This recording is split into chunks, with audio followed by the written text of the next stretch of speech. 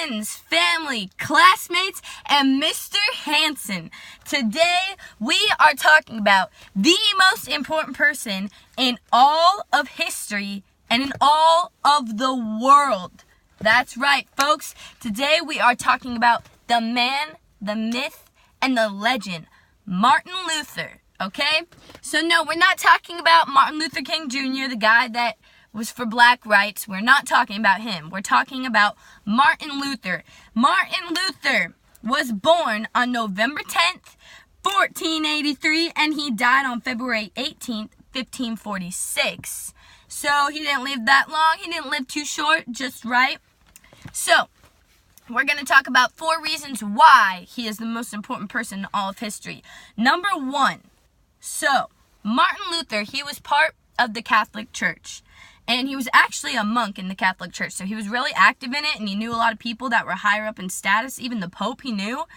So the reason why he is the most important, reason number 1, is because he found what was wrong with the Catholic Church. So the Catholic Church was doing this thing where they were selling indulgences. They were also not letting people read the Bible, all this kind of stuff. So he's the one that actually, moved on and towards the thing called the Protestant Reformation, which was moving towards getting rid of those things that were wrong with the church.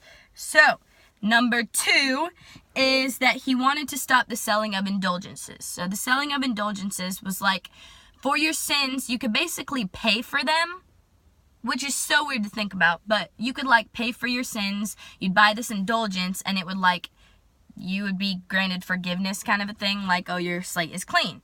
So he got rid of that, and by doing that, we're moving on to point number 3, which is he stapled his 95 Theses to the door of the Catholic Church. So, basically, these 95 Theses, it was a written account of what the church was doing wrong and why it was wrong, and he used biblical, information and facts to back it up, and when he did this, it caused a big scene. So a bunch of people were oh my gosh, this is 95 Theses stapled to the door.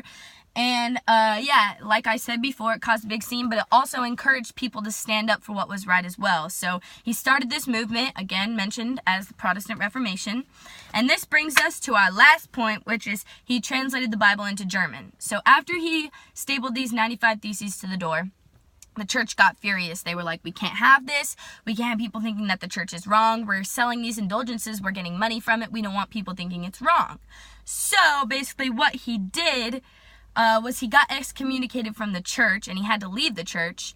And he was hiding for his life. He was hiding in this little place. And while he was hiding, he translated the Bible into German. Because in the Catholic Church, they taught that normal people can't read the Bible, and you can't understand it yourself. You need the Pope to translate it for you. So he translated it into German so that common people could read it, and actually that sparked what we have today as the Bible. When he translated it into German, a lot of people, normal folks, were able to read the Bible, and now we're also able to read the Bible as normal folks.